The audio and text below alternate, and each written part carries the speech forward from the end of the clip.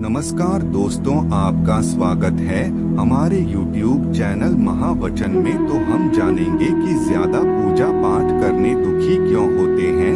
तो चलिए शुरू करते हैं। हमें मिलने वाले सुख या दुख का कारण भगवान नहीं अपितु हम ही हैं। हमारे कर्म ही हमें सुख दुख देते हैं।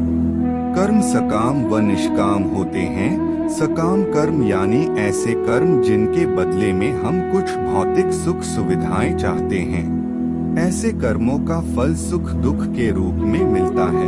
निष्काम कर्म वह हैं जिनके बदले हम केवल भगवान को प्राप्त करना चाहते हैं। ऐसे कर्मों का फल भगवत प्राप्ति के रूप में मिलता है। अब बात आती है कि ज्यादा पूजा पाठ करने वाले ही दुखी क्यों रहते हैं। इसका सीधा सा उत्तर यह है कि ज्यादा पूजा पाठ करने वाला भक्ति के स्वरूप को नहीं समझने के कारण पूजा पाठ तो करता है, लेकिन वह अनजाने में सकाम पूजा ही करता है, जिसका फल उसे सुख दुख के रूप में ही मिलता है।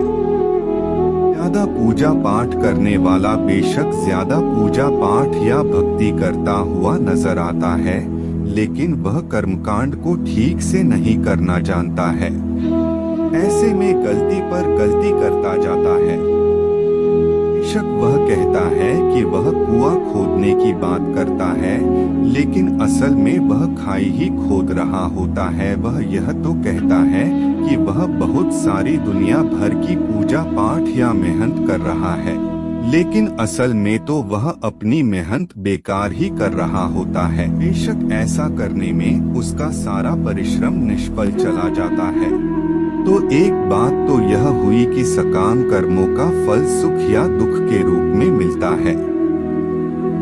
हो सकता है कि उसके पूर्व कर्मों की वजह से उसकी जिंदगी में दुख बहुत लिखे हों और पूजा पाठ से बेशक कम हुए हों, लेकिन फिर भी आप यही सोच रहे हो कि भगवान हमें इतनी पूजा पाठ के बाद भी दुख ही दे रहे हों।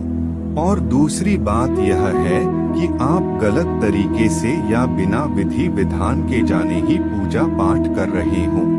आप बेशक अत्यधिक पूजा पाठ कर रहे हो, लेकिन उनका प्रभाव उल्टा या निष्फल हो रहा हो। लगता है यहाँ तक आपको सब समझ आ गया होगा। तो इसी तरह के वीडियो देखने के लिए चैनल को सब्सक्राइब करें।